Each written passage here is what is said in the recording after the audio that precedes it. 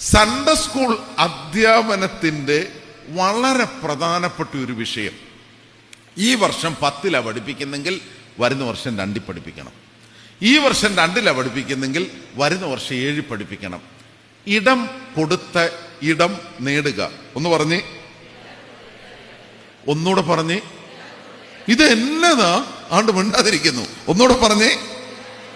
ഇടം കൊടുത്ത്, ഒന്നുകൂടെ പറ. ഇടം കൊടുത്ത് പഠിച്ചിട്ട് പഠിപ്പിക്കണം. പറഞ്ഞേ. പഠിപ്പിച്ച് പഠിക്കണം. പറ.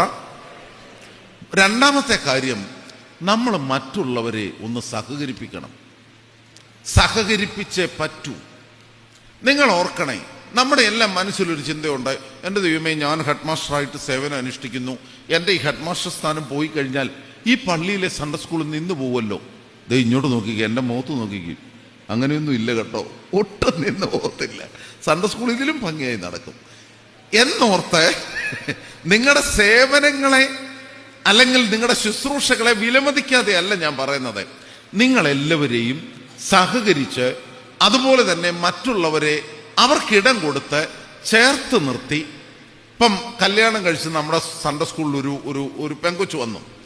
അത് തുമ്പമൺ പള്ളിയിലെ നല്ലപോലെ ആക്റ്റീവായി സൺഡേ സ്കൂളിൽ പഠിപ്പിക്കുന്ന ഒരു ടീച്ചറാണ്. നിങ്ങൾക്കറിയാം. അന്നേരം നിങ്ങൾ 14 പേര് ഒരുമിച്ച് ചേർന്നും ഒരു കാരണവശാലും അവളെ ഇവിടെ വരുത്തരുത്. അങ്ങനെ നിങ്ങൾ ദൈവത്തെ ഓർത്ത് ചിന്തിക്കരുത്. നമ്മളെല്ലാം ഇങ്ങോട്ട് നോക്കിക്കേ, നമ്മളെല്ലാം ഒരു കുടുംബത്തിന്റെ അംഗങ്ങളാണ്. സത്യത്തിൽ എൻ്റെ ശക്തി നിങ്ങളാണ്. അയ്യോ, നിങ്ങളുടെ നല്ല വാക്കുകൾ, നിങ്ങളെല്ലാവരും എന്നെ ഫോൺ വിളിക്കുകയോ ഓരോന്ന് ചോദിക്കുകയോ ഒക്കെ ചെയ്യുന്നു. എന്തൊരു സന്തോഷമാണെന്നോ.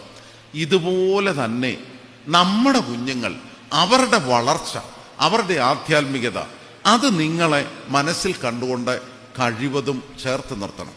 ദൈവത്തെ ഓർത്ത് ഈ പഠിപ്പിക്കുക എന്ന് പറഞ്ഞ പണി കളിയാക്കാനും മുഖം നോക്കി മാർക്കിടാനും അതുപോലെ തന്നെ നമ്മുടെ സർവ്വ അസൂയയും അഹങ്കാരവും ഇറക്കാനുള്ള വിളനിലം അല്ല.